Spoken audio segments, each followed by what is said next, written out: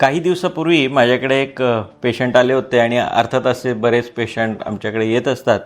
तर त्यांना ज्यावेळी मी विचारलं की तुम्हाला कुठले त्रास आहेत, तर त्याविषयी त्यांचं असं म्हणणं होतं की डॉक्टर तुम्हीच चेक करा आणि मला कुठले त्रास आहेत ते सांगा.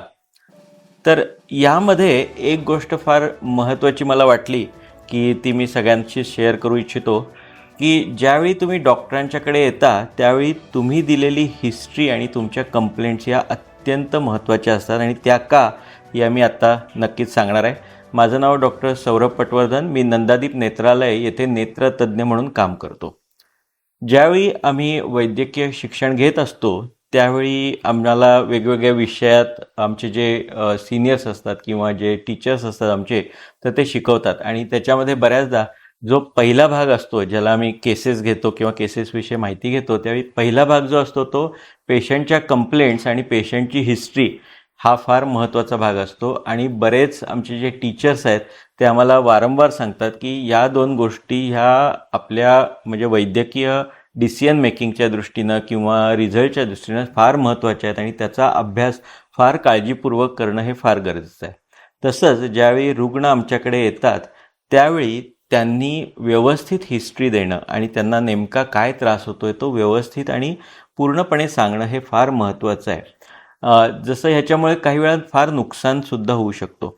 अर्थात बऱ्याच रुग्णांना असं वाटतं की जर माझी जी पूर्वी ट्रीटमेंट चालू आहे किंवा माझं काही पूर्वीचं निदान काही झालं असेल आणि ते मी या डॉक्टरांना सांगितलं, तर हे डॉक्टर आपल्याला व्यवस्थित चेक नाही करणार आणि ते पूर्वीच्या निदानावर किंवा पूर्वीच्या ट्रीटमेंटवरच विश्वास ठेवून तीच कंटिन्यू ठेवतील आणि मी इथे ज्यासाठी आलो आहे की मला एक दुसरं ओपिनियन पाहिजे, तर ते मला व्यवस्थित मिळणार नाही असं बऱ्याच रुग्णांना वाटत असतं आणि म्हणूनच कदाचित ते या गोष्टी लपवत असतात.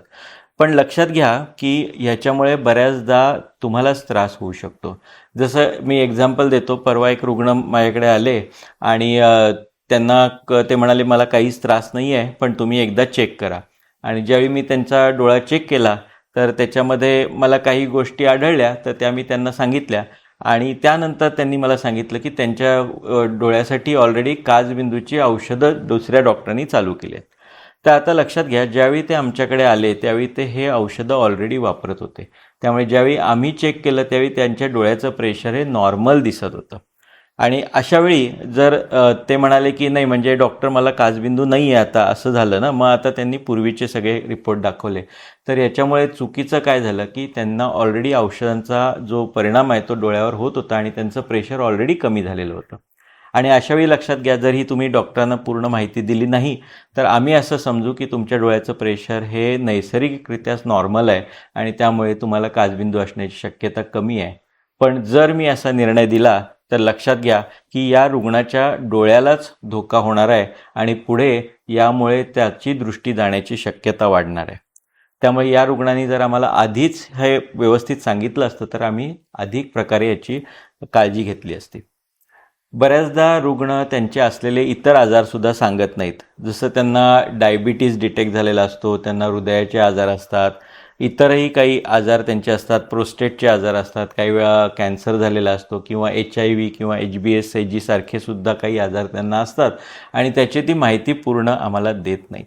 आणि ह्याच्यामुळे काय होतं की बऱ्याचदा डोळ्यामधले काही आजार आम्हाला दिसतात आणि ते बऱ्याचदा पूर्वीच्या किंवा शरीराच्या इतर आजाराशी संबंधित असू शकतात आणि बऱ्याचदा त्याची ट्रीटमेंट या शरीराच्या इतर आजारांच्या ट्रीटमेंटशी रिलेटेड असते. म्हणजे फक्त डोळ्याची ट्रीटमेंट करून अशावेळी चालत नाही. तर अशावेळी जर त्यांनी ही माहिती पूर्णपणे दिली नाही तर बऱ्याचदा डोळ्याच्या डॉक्टरांची अशी संकल्पना होते की हा डोळ्याचाच फक्त आजार आहे आणि त्याच्याविषयी आपण ट्रीटमेंट करूया, परंतु त्याला मग आपल्याला पाहिजे तसा रिस्पॉन्स मिळत नाही.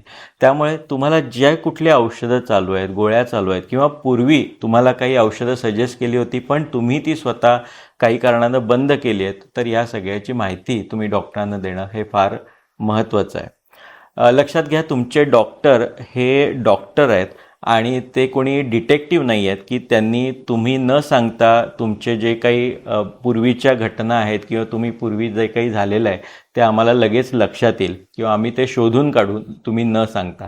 त्यामुळे तुम्हाला ह्या सगळ्याची माहिती स्वतःहून देणं हे फार महत्त्वाचं आहे.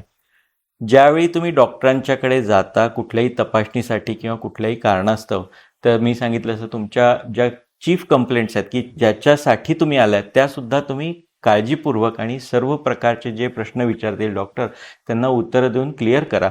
कारण बऱ्याचदा ह्या कंप्लेंट्समध्येच तुमचं निदानसुद्धा दडलेलं असू शकतं. दुसरं, पूर्वीची औषधं जी चालू आहेत त्याची फाईल, तसंच जर ॲक्च्युली औषधं असतील तर तीसुद्धा तुम्ही घेऊनच डॉक्टरांना दाखवा. कारण बऱ्याचदा औषधाचे प्रिस्क्रिप्शन्स क्लिअर नसतात. तुमची सद्यस्थितीत काय औषधं चालू आहेत किंवा तुम्ही काही बंद केली आहेत का हे कळणं शक्य होत नाही. बऱ्याच औषधं आजकाल एकच औषध हे बऱ्याच नावांनी मिळत असतं, त्यामुळे ॲक्च्युली त्यातले कंटेंट्स काय आहेत हे सुद्धा आम्ही जाणून घेणं हे फार महत्त्वाचं असतं.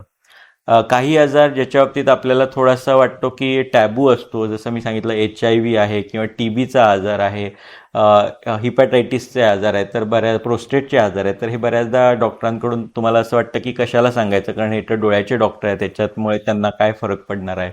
परंतु बऱ्याचदा डोळ्याचे काही आजार याच्याशी निगडीत असू शकतात, त्यामुळे त्याचीसुद्धा तुम्ही व्यवस्थित माहिती डॉक्टरांना देणं हे फार महत्त्वाचं आहे. तर लक्षात ठेवा, ज्यावेळी पुढच्या वेळी तुम्ही डॉक्टरांच्याकडे जाल त्यावेळी आपली सर्व प्रकारचे ज्या काही अडचणी आहेत ते सांगणं, तुमचे पूर्वीची हिस्ट्री सांगणं, असलेली औषधं सांगणं किंवा पूर्वी तुम्हाला ॲडवाईज केलेली सर्व ट्रीटमेंट सांगणं हे फार महत्त्वाचं आहे. धन्यवाद.